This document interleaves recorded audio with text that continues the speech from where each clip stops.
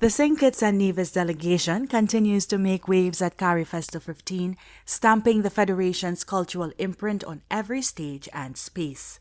On Wednesday, that presence was cemented in dazzling fashion when Janelle Williams, owner of Jahir Salon, wowed judges and stunned audiences to capture the inaugural Caribbean Vanguard Hair Innovators Award. Her majestic creation, a towering braid-sculpted masterpiece featuring facets of our history and culture, became an instant showstopper. Passers-by couldn't resist the urge to get a closer look at the awe-inspiring design, which we can all agree is the perfect embodiment of culture loud, SKN proud. It's my second show in Barbados and the biggest. And you know, thank you, shout and shout. I'm feeling super excited. I'm feeling happy. I feel like I did it, and I did it. Janelle's victory underscores the Federation's creative excellence and positions St. Kitts and Nevis as a rising leader in artistry, innovation, and cultural expression at this year's festival. Members of the St. Kitts and Nevis delegation also benefited from a hands-on studio recording and coaching session that pushed their artistry to new heights. Itabulas, Tobab, and Vakil each had the opportunity to step behind the mic and record vocals for a new track. The artists later described the experience as both fun and insightful, noting that the guidance received in the session sharpened their skills while also fueling their passion for creating music that resonates beyond borders. Well, so far it has been great. I've stepped out of my comfort zone a bit, especially the studio session. I never even knew that I could basically create a verse that fast and learn something that fast, so it's great. Well, my experience has been phenomenal, inspiring.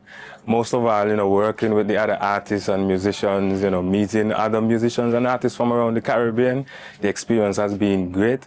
And we're here now in the studio actually making a song on the fly, and that is something that I really enjoy. The delegation's literary representative, Corinne Anaya Clark, continues to capture the attention of audiences and media alike. On Wednesday, she was interviewed by media titan Julian Rogers for Carfesta TV. Adding to the excitement, Corinne also introduced readers to one of her 2025 releases, Chronicles of Corinne Let's Talk About Friendship, during the Carfesta Launchpad event. The response to her growing literary portfolio has been nothing short of amazing, with readers and festival goers applauding both her talent and her ability to inspire children across the region to embrace the joy of reading and storytelling.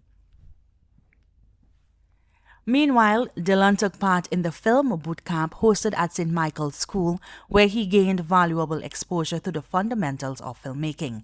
The immersive experience offered him practical skills and creative insights that will further support his growth as an artist. I've been learning a lot, especially because I'm also venturing into film, as I'm also a part of theater. And I think that the information that I've received about cameras, different angles, how to include the lighting, how to manipulate the lighting to create the atmosphere that you need is something that I intend to use, especially because we have to create a film at the end of this workshop. So I'm really excited about it. I'm really happy that I chose to do this. And I hope that you too look forward to what I have to present afterwards. For me, it's great because, I spend a big part of my time, investing in learning these skills. And I always wanted to, use it to impact my community, to impact the Caribbean. I guess that's what it's about, right? Preserving our present so that the future could have a perspective that is based on how we see things and not how the people in foreign the see we. That's what it's about. Over at the Youth Village, Naya carried forward the delegation's trend of excellence with a stellar steel pan solo that captivated the audience, further reinforcing the Federation's reputation for producing young artists of remarkable skill and unshakable cultural pride. This evening, I performed the song Retro on the Tilden Hall rhythm. I had a wonderful time. My performance was very good. I appreciated all the support from everyone in the crowd and at home, I'm sure. And I'm really appreciative of this experience and my opportunity to, come here and experience Carfesta 15. Trisha Benjamin, the youth delegation chaperone, shared reflections on the group's participation in the Carfesta Student Jamboree, describing it as an enriching and rewarding experience. She noted that the young delegates not only showcased their talents, but also gained valuable exposure to the wider Caribbean cultural landscape, making the event both educational and inspiring. The number one fact is that they're here at Carfesta representing their country, and even that alone has been amazing for them. Some of the experiences, they've been involved in some workshops, with creative activity workshops. That's also been amazing is that they've been able to make connections with their regional colleagues or regional students, and hopefully, networking, making connections for life. So they've really had a great time.